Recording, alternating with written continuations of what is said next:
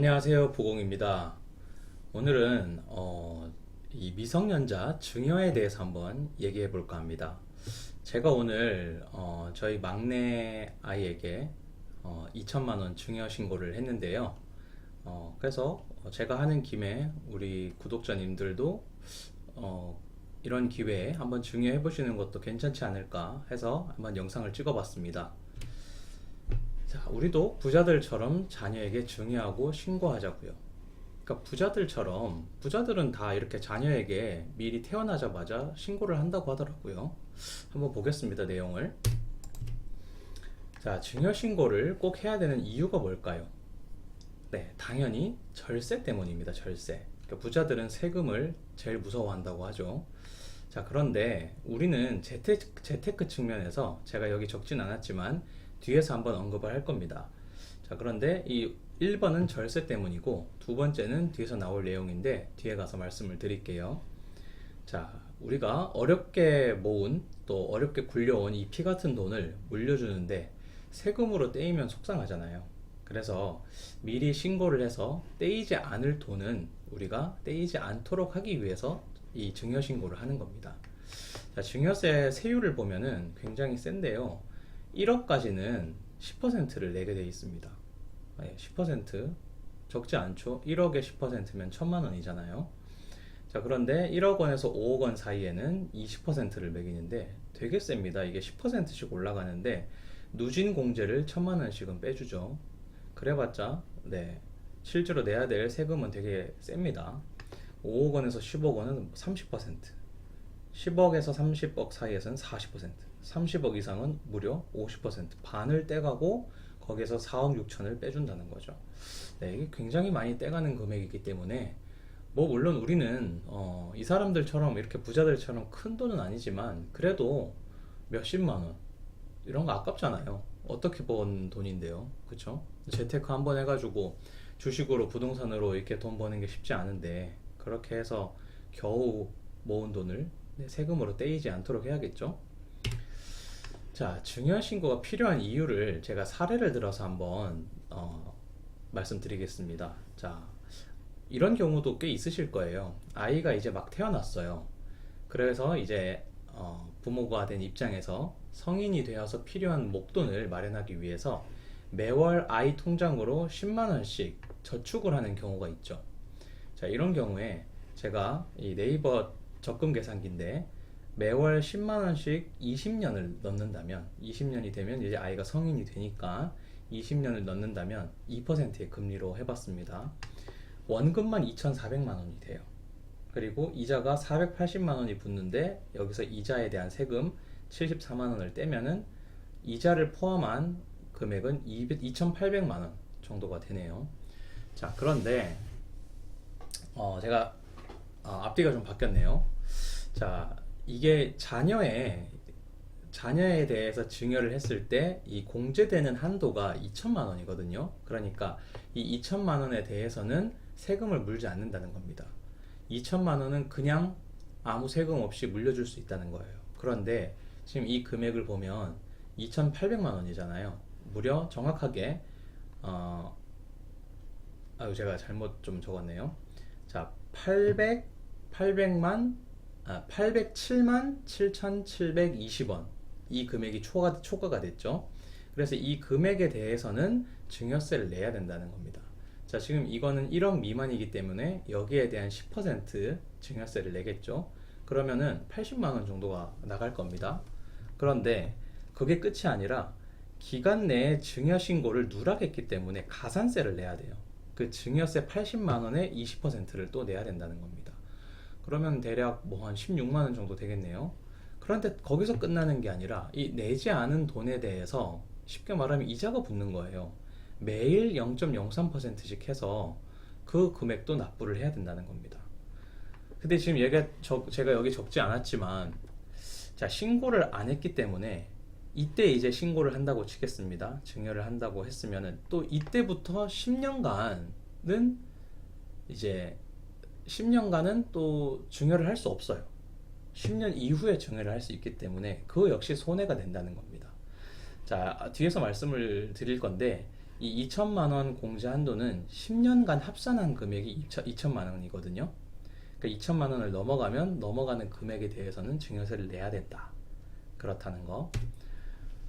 자, 그래서 좀 전에 말씀을 다 드려버렸는데, 자, 미성년자의 자녀 공제 한도는 10년당 2천만 원이에요. 10년 동안 합산을 한 금액이 2천만 원 이내면 또는 2천만 원까지는 네, 세금 없이 물려줘도 된다.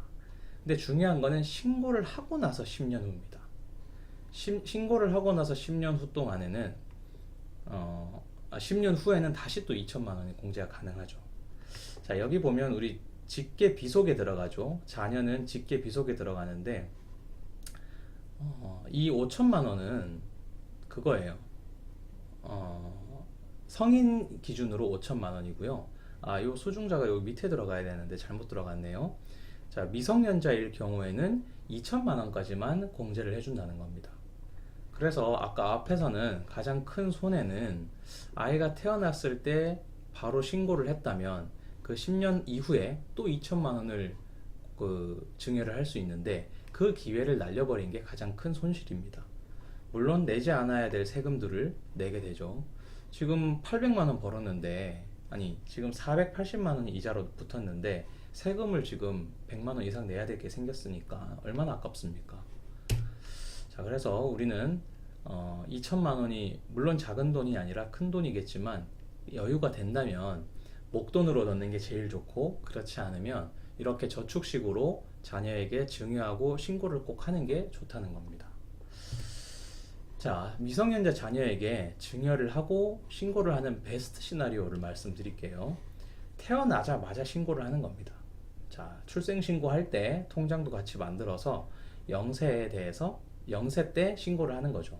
그리고 돈이 있다면 이때 2천만 원을 증여를 하는 겁니다. 그리고 증여 신고를 하겠죠? 그럼 이때부터 이제 10년간은 증여를 더 이상 할 수 없습니다. 그러면 이제 만 10세, 이제 10년이 지났다 치고요. 또 2천만 원을 증여할 수 있죠. 그러면 여기까지 벌써 4천만 원을 증여해 준 셈입니다.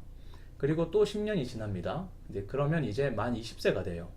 근데 우리나라는 만 19세부터는 성인으로 보기 때문에 만 20세에는 5천만 원을 증여할 수 있습니다.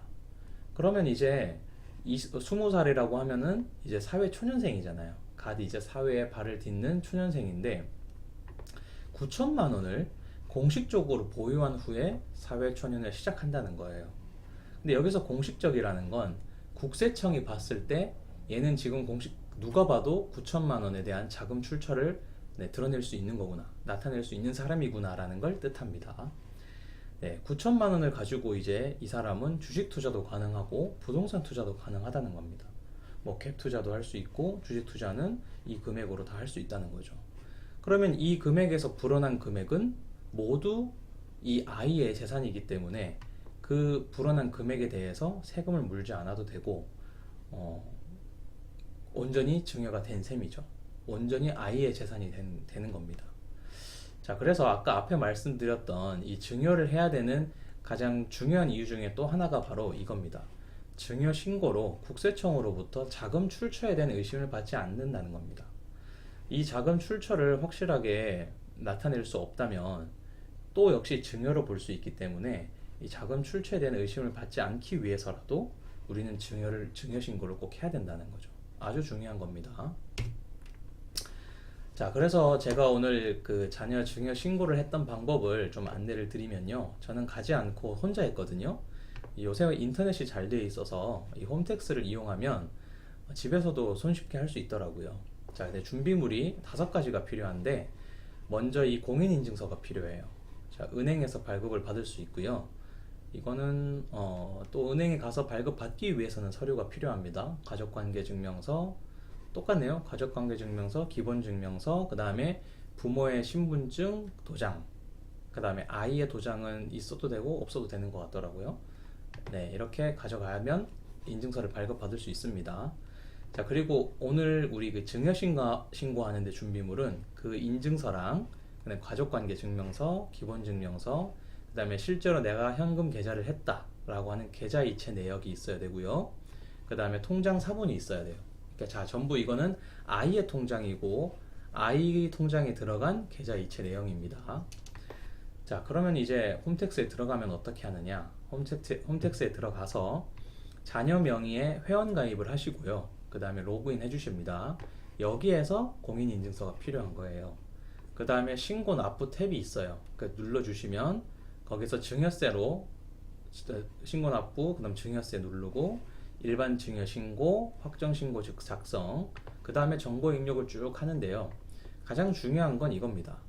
여러 가지 내용을 입력하겠지만 증여재산 공제 항목에서 직계 존비속, 자 우리는 이 비속에 2천만 원을 입력을 해야 됩니다. 2천만 원을 증여하는 거기 때문에. 그리고 이걸 입력하면 산출세액이 0이 꼭 돼야 된다는 걸 확인을 해야 됩니다. 이 산출세액이 0이 되어야지 돈을 안 내는 거고요. 여기서 뭐 10만원, 100만원이 나오면 그 금액만큼 세금을 내는 거거든요. 그래서 산출세액이 0이 된다는 걸 꼭 확인하셔야 됩니다. 그리고 마지막에 신고서를 제출하면 끝인데요. 자, 요거는 실제로 이제 작성을 하실 때 저는 순서만 표시를 해놨고, 또 이제 다른 뭐 유튜브 영상이라든가 아니면 블로그에 잘 설명되어 있는 곳이 많으니까 참고해서 신고하면 되겠습니다. 자, 오늘 내용을 정리 한번 해볼게요. 자, 부자들은 다 하고 있는 증여신고. 자, 우리도 해서 부자가 되었으면 좋겠어요.